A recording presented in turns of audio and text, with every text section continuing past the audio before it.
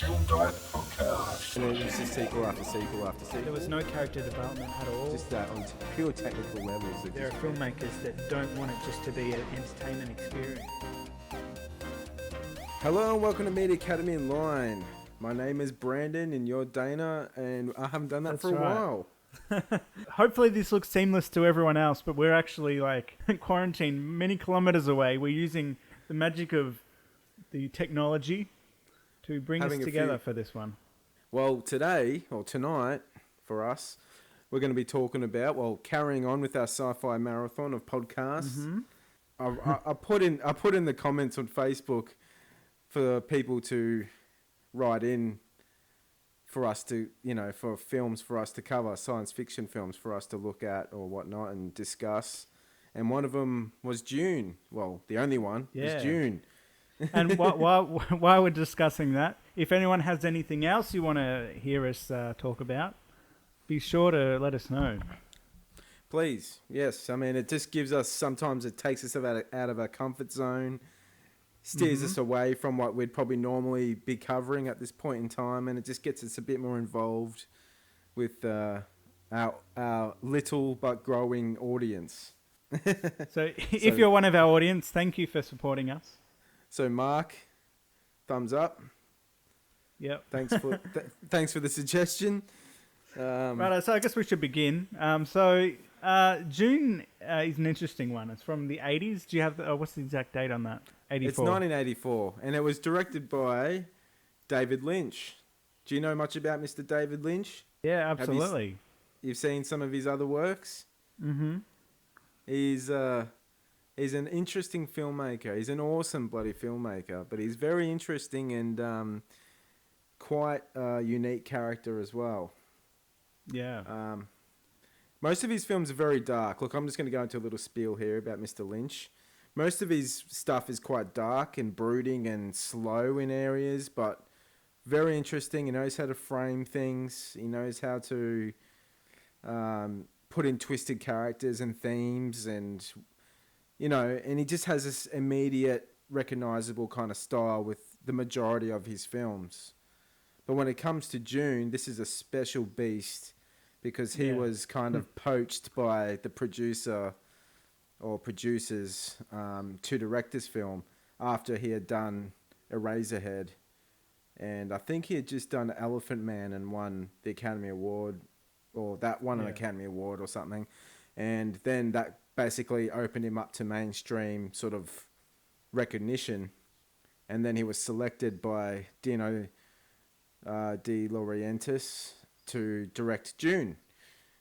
Which is interesting. It's interesting because, when you think about Dune, this was probably the biggest one that he'd been involved with. Really, this was huge, right? It cost a lot of money, but at the end of the day, it wasn't mainstream, and it didn't hit that mainstream audience. Even when it got released, it unfortunately bombed.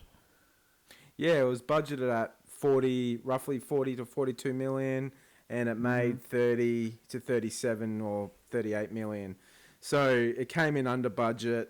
It's built a cult following, obviously. It's got a massive...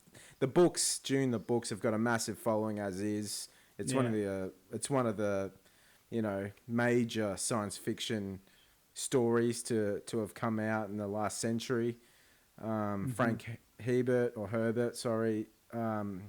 is the writer, and he's actually related to one of the past presidents of America. I think McCarthy. McCarthy, I think is his cousin. Anyway, he ended up writing a story about like shifting sands. He was looking into he was going into the desert in like California or something like that. I can't remember exactly where, and studying the movement of sands from the winds, wind, and how it shifts sand, and that kind of catapulted him into writing the story about Dune. Obviously, politics and all that comes into it as well.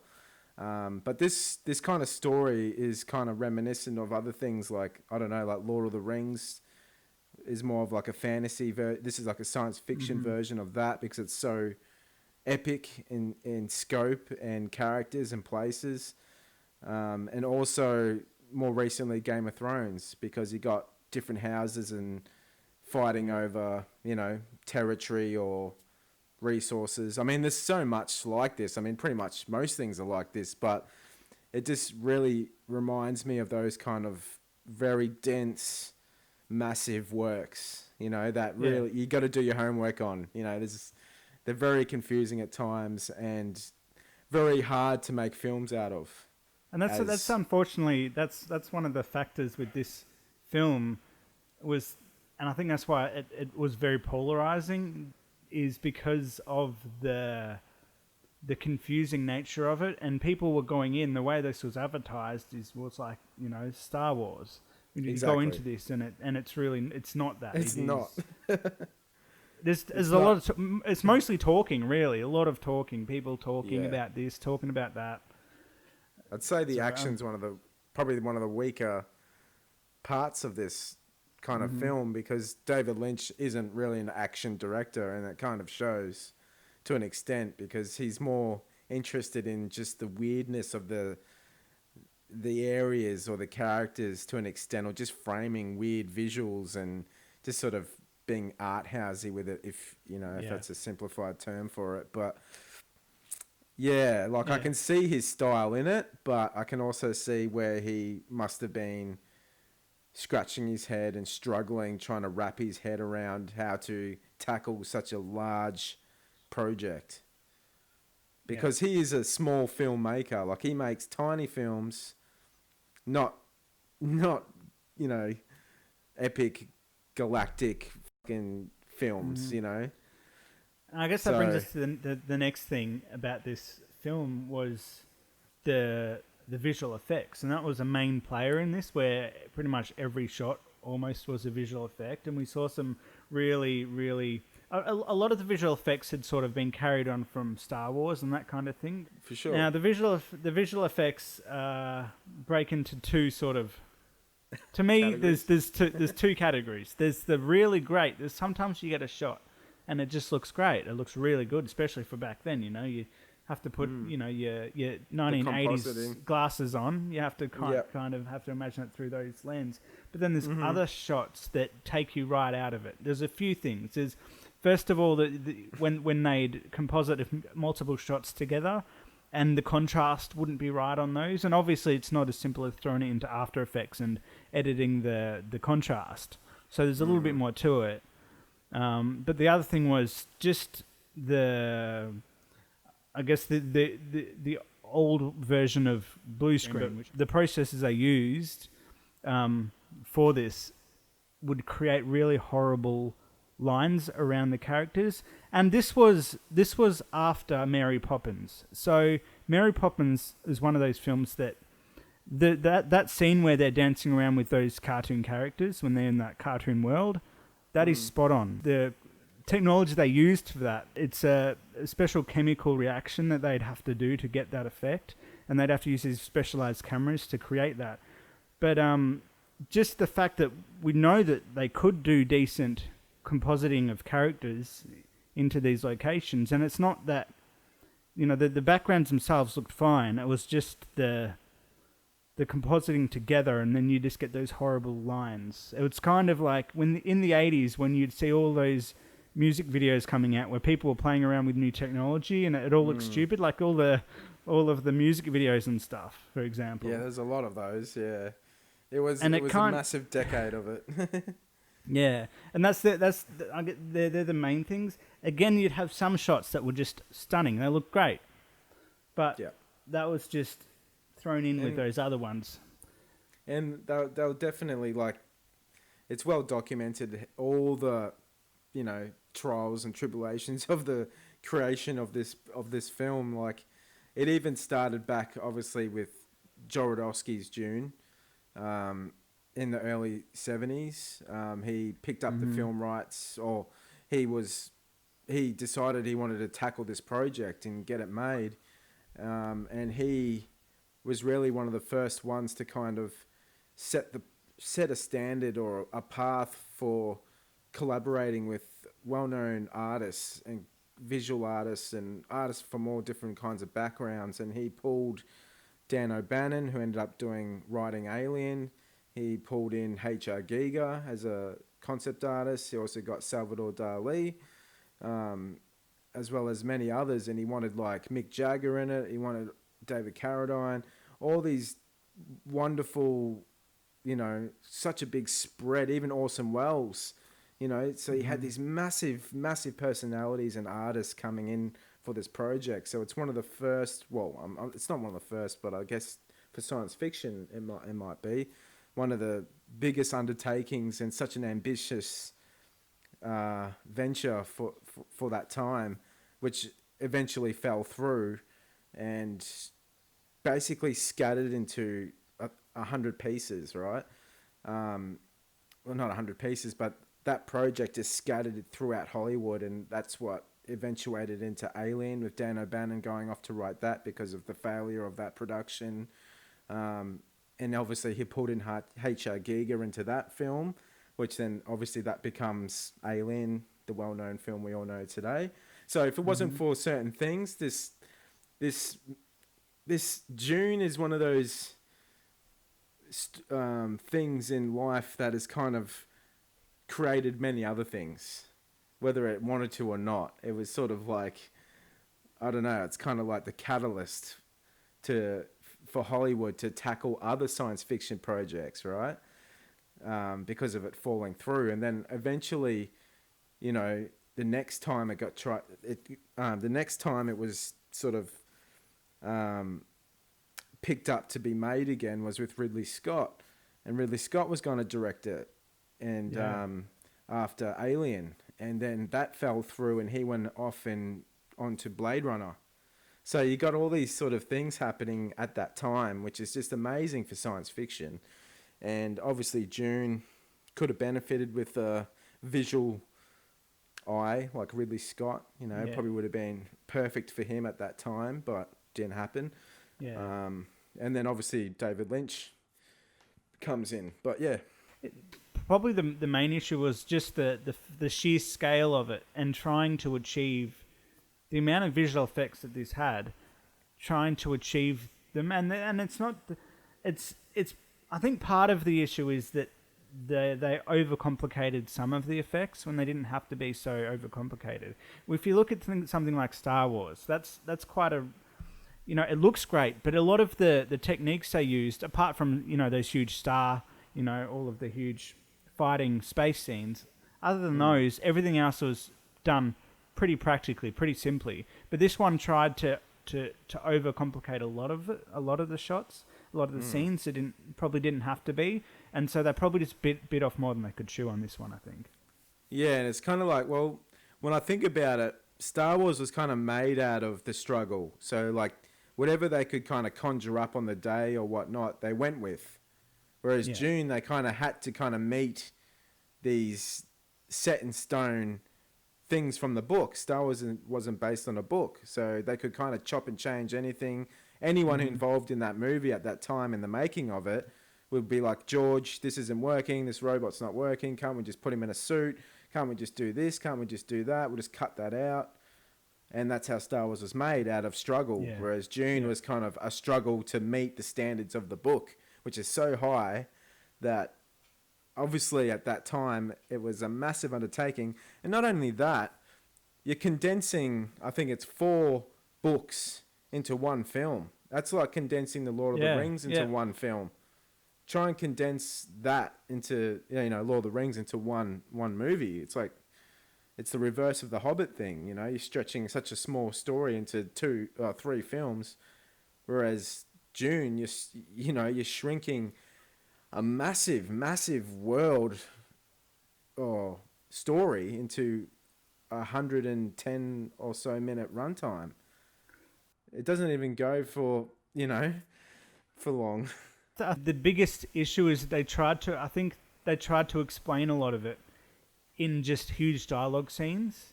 Yeah, and I think it was at the start, the exposition dumps at the princess. Sorry, I just have to get absolutely. that in. Yeah, no, absolutely. It's a bit just we'd have these massive just dialogue, just talk. We got to explain all of this lore to you because you're not going to know it otherwise. And that's from I think that's why, from a pop point of view, you lost everyone, because they threw all this stuff on you. Yeah, they're just like, all right, you got to listen up, take all this in before we can move the story forward. And I think everyone was trying to sit back expecting something more mainstream and less dialogue heavy, and more just let's get to the action. But this kind of was just like, right, you're gonna have to take all this in, and it's unfortunate because I think maybe even though they're basing it on a book, maybe a stripped back version of that might have worked a bit better.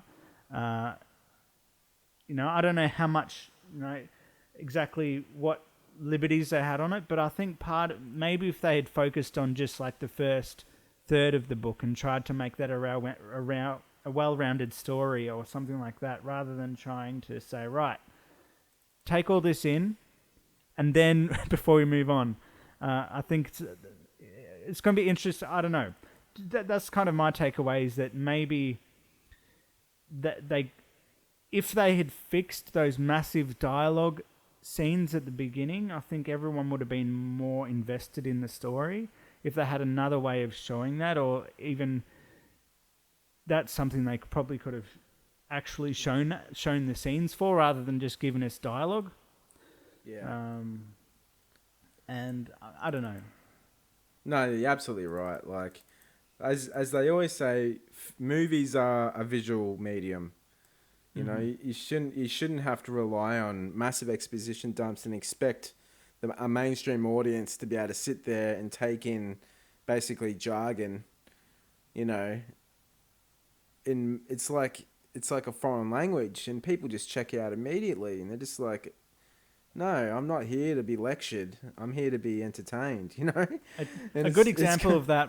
A good example of that was probably Steven Spielberg's failure, Lincoln, which was all dialogue. It's just and the dialogue's written in a very stylized way, and I think in a very, very similar fashion to how this one was, where they tried to add in a bit of culture to their performances, and that gave it another confusing element. So it's not just the fact they're giving you a lot of text, they're saying it in a way that a lot of people will be like, oh, hang on, I don't know what you're saying. Yeah, because it's like of the times, they're trying to speak as if they were talking at that time, and it's just like, it's hard enough trying to follow a story, from a different time, the way that people talk. Language evolves, and like reading a book is so different to watching a film. And in Dune and things like Lord of the Rings and all that sort of stuff, they are just meant to be kind of, you're meant to read over those pages, those names, those places. You're meant to be note-taking. You're supposed to be investing yourself in this massive kind of world or galaxy or whatnot. And it's just so hard to do in a film. Like, this would work so well as a HBO series, let alone... I'm looking forward to seeing the movies, but yeah, you go. Yeah, I think what you're saying there is an important point. The fact that and I think that's part of the issue, is that, and I always have this debate with people, because people will be like, oh no, the book's better, the book's much better, for whatever it might be. It could be any film. But to me, it's like comparing apples and oranges. They're completely different mediums, and they're telling stories in completely different ways.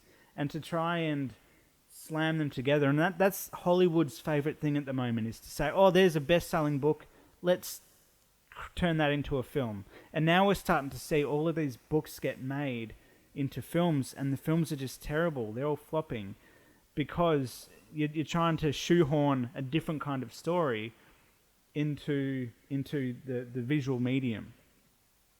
Yeah, you can either be Gone Girl, which is a brilliant adaptation of a book, or you can be, I don't know, what's something that's not a great adaptation. What's that one that just came out on Disney Plus? Oh, Artemis Fowl. Yeah. Exactly. It's the same kind of idea here. It's just like not understanding or giving the the project its dues, you know, Yeah. giving what it needs to be able to function. They're trying to slot this Dune project into a Star Wars kind of kind of release where it's just like Yeah.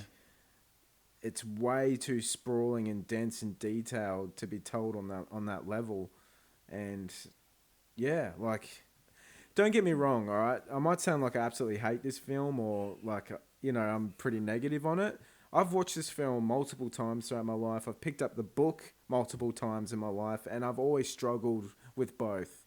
I'm a massive science fiction fan. It's my favorite genre, but I just don't think I've ever been ready for it. Dune's always been there on my father's bookshelf, and I've picked it up and looked at it and, gone through it and imagined and fantasized and, all that kind of stuff.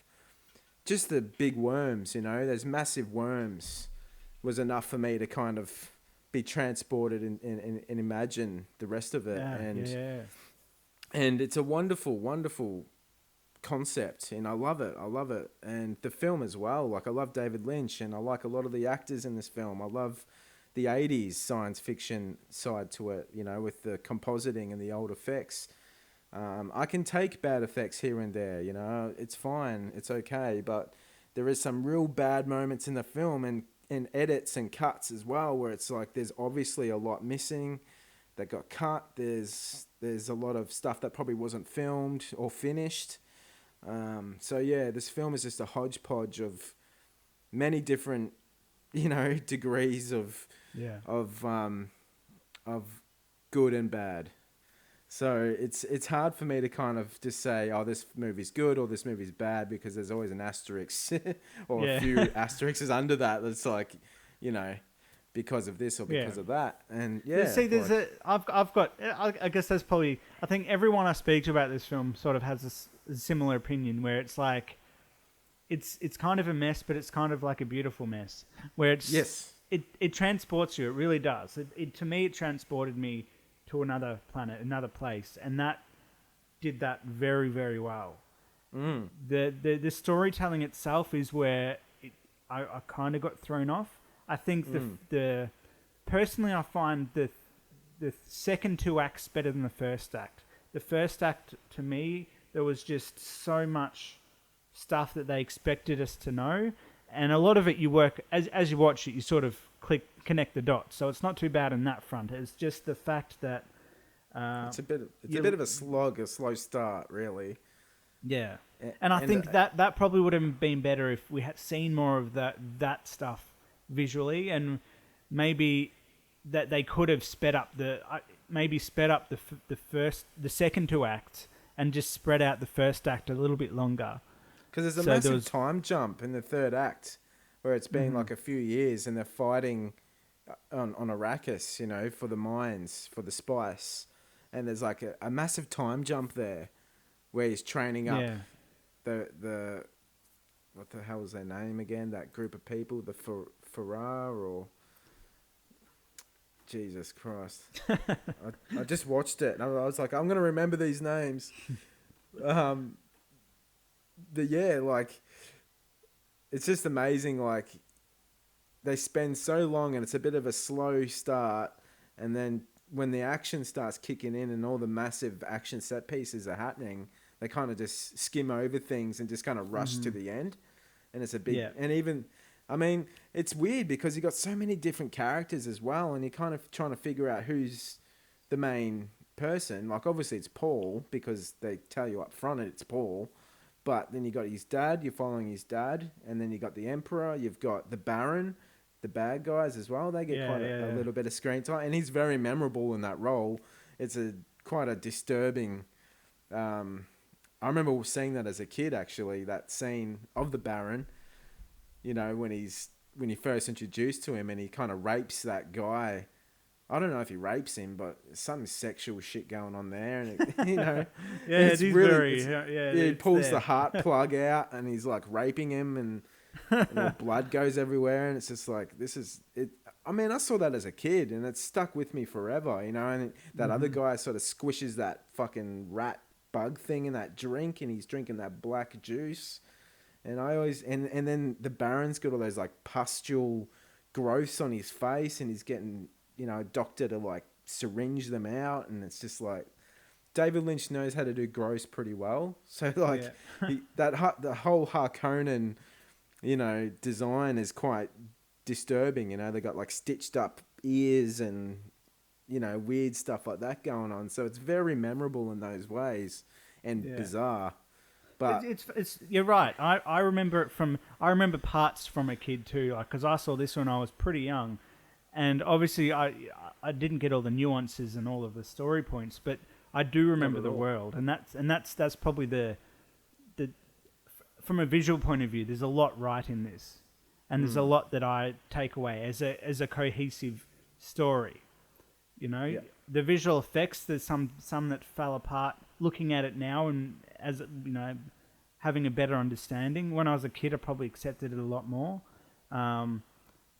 So I think visually, doing what directors do best and focusing on the visuals, that was done right. Again, you know, it's probably just finishing up my thoughts on it. There's a combination between the heavy dialogue at the beginning and all of the stuff that we're expected to know and pick up in just a couple of, you know, dialogue scenes. That's the biggest issue that I had. Visually, there's a lot right. There's a lot of things going right, but I think just the first half an hour is what throws me off. I can accept a lot of the rest of it from a story point of view. It's just trying to shoehorn a completely different kind of story into a 3-act film, 3-act structure for a film went a little bit wonky for me. Oh yeah, it's very wonky. It's one of those films when I was a teenager, you know, after having those memories of a kid, you know, seeing the Baron and all this kind of stuff. I hadn't seen it for a good decade or something like that. And then when I revisited it again through my teenage years, it all came back to me, and I was like, oh, that's right. That's this movie, you know? Yeah. And it was that kind of thing. And I've just got a fascination with it because it's such an ambitious, you know, world or vision. That's the word. It's a vision, you know, this vision of this galaxy of planets and races and you know, the spice and the worms the witches, you know, and the Fremen. That's it. That's the name. The Fremen. You know, with the blue eyes that glow. Yeah. And there's just so many elements in this film that is memorable to me, and even though when I watch it, I'm thinking, how the hell did I ever, you know, watch this? But at the same time, I think it's kind of what set me up for my creative kind of brain. Like, it's one of those things in my childhood that has just stuck with me, and also, like, I love a lot of the actors in it. You got like Patrick Stewart in one of his early films. You've got, you know, Kyle MacLachlan, who plays Paul, who is in a few Blue Velvet, which is David Lynch's one of his best films, I reckon. And there's many actors in it that stick out. You got Max von Sydow as well. So there's some good actors in there, but they don't really get the screen time. You got Sting. You got bloody Sting playing one of the Harkonnens. It was in like three scenes. I will kill him. And he's like, and it's just like, even that action scene, like, he dies off camera. You don't even see him die. You see his body on the ground, but there's so much that's been cut. I think this film is just a massive, massive shame, because I think David Lynch would have liked to have directed the film in a very obscure way where he probably wouldn't have wanted to spoon feed the audience at all, because going by his other films, he doesn't do that. That's not in his style. And he probably wanted to be as weird as could be and just put it all out there and whatever, you know. But I'm adamant that the producers and whoever else was involved that was pulling strings was just like, no, you need to do exposition dump here. We don't know what's going on. The test screenings are awful. Yeah. You're awful. I, I think you got to put that's. Yeah, you've definitely got a point there. I think the very ending with the rain and all that. I think that's a very Hollywood studio saying, all right, it has to rain now kind of moment. Yeah, it felt like a very clean way to wrap it up. Like, not a clean way, but just like a very easy way to kind of just go, yeah, pull the curtain down, we're done, And it's just, it ends in such a it ends in a very abrupt way because you got that young, I think it's his sister. They keep saying it's his sister, that young girl that's being dubbed. Yeah, shocking. Yeah, it's so bad, but it kind of adds a really disturbing, strange element to it as well. But it's pretty poor. But I always find I get a bit out of that because I'm just kind of like, I'm just sort of fascinated by the voice that they chose for this young girl, and it's just like marrying those two up. I'm just like in awe with it. Just like, this is so bizarre. It's just it's one of those things that have. I remember that from a kid. There's some very particular moments that have stuck with me from a child. It's that kid thing, and just the concept of the spice and everyone going spice. We can't forget about all the mind reading and talking and the subconscious speaking and stuff. And Paul's talking to himself and going into these weird dream waking or whatever they called it, and the weird slug thing. You can't forget about the weird slug thing. And the weird slug thing, that travels through space, and it's got that funny mouth. And that's great. yeah. And then you got those guys that are like wheeling him in that fucking tank, and they got like vacuum cleaners and shit, and they got I don't know. It's just like, I love it. And you've also got like fear is the mind killer. Like, there's some really cool like themes in the story, like hidden in the context, obviously. But I like a lot of it and the way they kind of weave a lot of that into the story. So I'm looking forward to sort of tackling the book finally before the new adaptation comes out, directed by Denis Villeneuve, who did the latest Blade Runner. So there you go. There's another connection there. So it's so bizarre how things are kind of history kind of repeats itself, because you've got Ridley Scott, who fell off the original Dune project, and then you got the Denis Villeneuve director who's doing the new one, who just did the sequel to Blade Runner. So it's a big kind of, you know what I mean? It's weird how all these sci-fi projects are linked. These really cool ones are all kind of linked. There was a director's cut that was released of this film, which I had on DVD, and David Lynch took his name off it. Yeah, he didn't want to be, attached to this film, and Alan Smithy was then brought in as the name. But I had this on DVD, and it goes for like 180 odd minutes or something like that. Wow, yeah. And it's got huge extra moments in it that have kind of just been, I don't know who made them or where they came from, but it's bizarre. And if you can track that, the concept art scene, where they just used the concept art. Yeah, it's shit like that. It's like these weird ass extended scenes of just nothing. I don't know. Anyway, but yeah, look, it's a ambitious fucking project and film that requires either drugs or a keen interest in film to be able to get through it. So I'm a bit of both. Take a bit of both. Yeah, exactly. So, it's right up my sort of style of movie, but it's just a bizarre film. So, yeah, look, we're going to probably return back to the Dune world once the new one comes out, and, whenever that's going to be. And that's going to be a 2-part film. So they've broken that story, I think the first book, into 2 films.